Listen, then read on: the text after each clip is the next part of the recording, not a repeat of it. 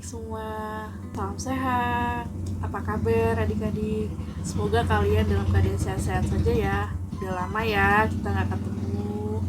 Ada yang masih kenal sama aku nggak? Iya bener, nama aku Karani. Kira-kira kita udah berapa bulan ya tidak bertemu di kelas sesi rutin PKLK? Ada yang kangen nggak? Pasti kangen banget ya. Walaupun kita belum bisa bertemu tatap muka, tapi tetap semangat. Aku akan ngasih video-video tentang sesi rutin PKLK tetap di video ini. Adik-adik, ada yang masih ingat gak apa itu PKHLK? Ya benar, PKHLK adalah pendidikan kecakapan hidup dan literasi keuangan. Terus pendidikan kecakapan hidup itu apa sih?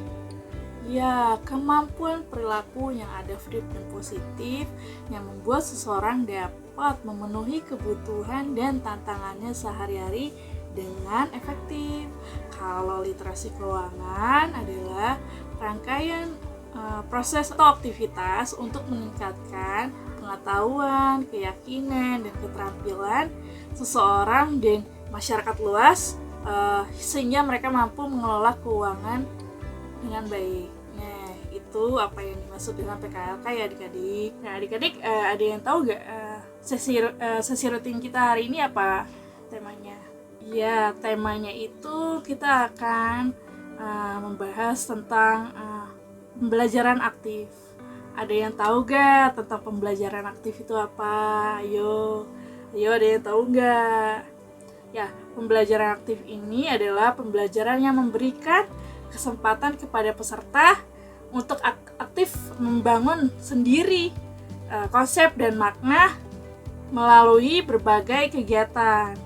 Dan tujuannya itu ada 3, yaitu mengetahui metode pembelajaran aktif. Yang kedua itu mengetahui manfaat metode pembelajaran aktif. Dan yang ketiga itu mempraktikkan berbagai contoh metode pembelajaran aktif. Ya adik-adik, kita masuk di sesi pembelajaran aktif deh. Kali ini aku mau mengajak adik-adik untuk bisa membedakan mana pembelajaran aktif dan mana pembelajaran tradisional. Menurut adik-adik, kalau memfasilitasi dengan kegiatan itu masuk dikategorikan itu masuk di kolom pembelajaran aktif kah atau pembelajaran tradisional? Ya benar. Memfasilitasi dengan kegiatan itu kita masukin ke pembelajaran aktif ya. Ke sini ya, pembelajaran aktif. Nah, menurut adik-adik, peserta aktif ini masuk di kolom mana? Pembelajaran aktif kah atau tradisional? Ya, masuknya di pembelajaran aktif, bener. Pinter-pinter ya adik-adik ya. Pintar semua nih adik-adik nih. Ya di sini. Kalau mengajarkan satu arah, menurut adik-adik ini masuk di kolom mana? Benar, masuknya di kolom pembelajaran tradisional karena seperti adik-adik semua juga di sekolah juga pembelajaran mengajarkan dengan cara mengajar satu arah, hanya guru yang berbicara. Nanti ketika ada pertanyaan baru guru melontarkan itu. Nah, kita masukin ke kolom pembelajaran tradisional ya. Nah, adik-adik, kalau pemberi ilmu itu masuknya di kolom mana ya? Ya, betul, masuknya di kolom pembelajaran tradisional. Pinter-pinter ya. Kalau berpikir secara aktif dan kreatif, menurut kalian masuk ke mana? Kolom mana? Ya, kolom pembelajaran aktif. Bener ya, udah lama gak ketemu.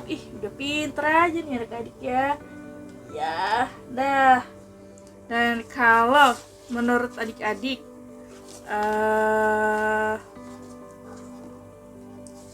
pembicara itu masuknya ke kategori mana? Pembelajaran aktif kah atau tradisional?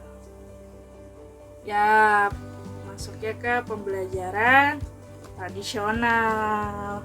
karena biasa guru itu sering berbicara. Adik-adik, ini adalah di kolom-kolom ini ada pembelajaran aktif dan pembelajaran tradisional. Dan pembelajaran aktif itu memfasilitasi dengan kegiatan, terus peserta juga aktif, pikir secara aktif dan kreatif. Itu untuk pembelajaran aktif. Dan untuk tradisionalnya mengajarkan satu arah, biasa guru mengajarkan satu arah, terus pemberi ilmu, guru juga sebagai pemberi ilmu dan pembicara. Guru juga kadang bercerita cerita tentang pembelajaran nasional. Nah, adik-adik, di pembelajaran aktif ini ada 4 prinsip utama.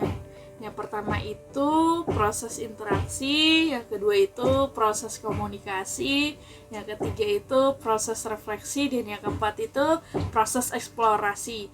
Yang pertama itu proses interaksi, itu peserta berinteraksi secara aktif dengan fasilitator dan peserta yang lainnya di dalam lingkungan kegiatan tersebut. Dan yang kedua itu proses komunikasi, peserta mengkomunikasikan pengalaman belajar mereka dengan fasilitator dan rekan-rekan peserta yang lain melalui media seperti bercerita, berdialog, bermain peran. Yang ketiga itu proses refleksi, peserta memikirkan kembali tentang makna apa yang mereka telah pelajari dan apa yang mereka telah lakukan. Yang keempat itu proses eksplorasi, peserta mengalami langsung dengan melibatkan semua indera mereka melalui pengamatan, percobaan, dan penyidikan.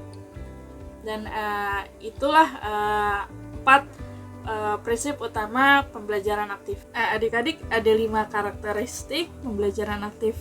Yang pertama itu pembelajaran tidak ditekankan pada penyampaian informasi saja. Yang kedua itu suasana atau kondisi mendukung untuk mengembangkan keterbukaan dan apresiasi terhadap semua gagasan peserta. Yang ketiga itu peserta tidak hanya mendengarkan ceramah secara pasif, melainkan mengerjakan berbagai banyak hal, yaitu membaca, melihat, mendengarkan, melakukan eksperimen, berdiskusi yang berkaitan dengan materi pembelajaran. Yang keempat itu mengembangkan kemampuan berpikir kritis dan kreatif, serta mampu memecahkan masalah. Yang kelima ini pembelajaran dilakukan dengan konsep yang menyenangkan. Nah, cukup sekian pembelajaran sesi rutin PKHLK sesi ini. Semoga adik-adik bisa mengambil pembelajarannya, dan sampai jumpa di video-video berikutnya. Jangan lupa tetap menjaga kesehatan, tetap menerapkan 3M, memakai masker, mencuci tangan dengan sabun, dan menjaga jarak. Tetap pantengin YouTube channel Clipboard Project. Jangan lupa di subscribe, like, dan komen. Salam Clip, terima kasih.